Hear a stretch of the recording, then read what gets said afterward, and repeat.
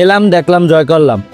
Roman সম্রাট Julius Kesar এর সেই বিখ্যাত উক্তিটা যেন নতুন করে মঞ্চায়ন হলো মালদ্বীপ জাতীয় স্টেডিয়াম।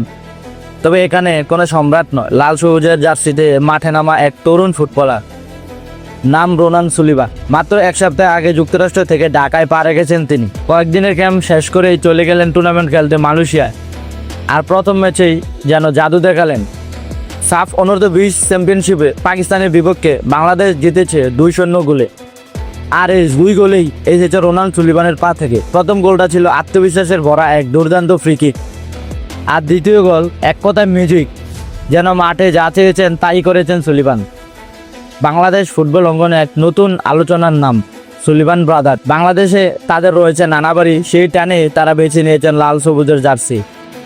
চাইলেই খেলতে পারেন যুক্তরাষ্ট্র বা ইউরোপের কোনো দলে, কিন্তু তারা খেলতে এসেছেন বাংলাদেশের হয়ে। রোনানের ভাই ডিক্লেন সুলিবান এই ম্যাচে ছিলেন সাইড বেঞ্চে।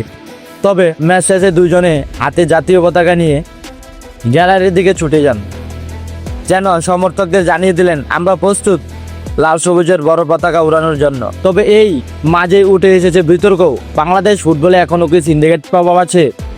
দলের ভেতরে কিছু আচরণ নিয়ে প্রশ্ন তুলছেই অনেকেই।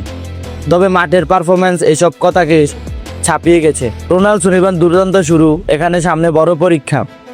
ভারতের বিপক্ষে ম্যাচ, প্রথম ম্যাচে জোড়া গোল করে প্রত্যাশায় পা তৈরি করেছেন তিনি।